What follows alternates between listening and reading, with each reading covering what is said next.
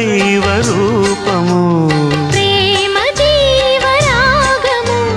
ప్రేమ జ్ఞాన యోగము మనసున పారే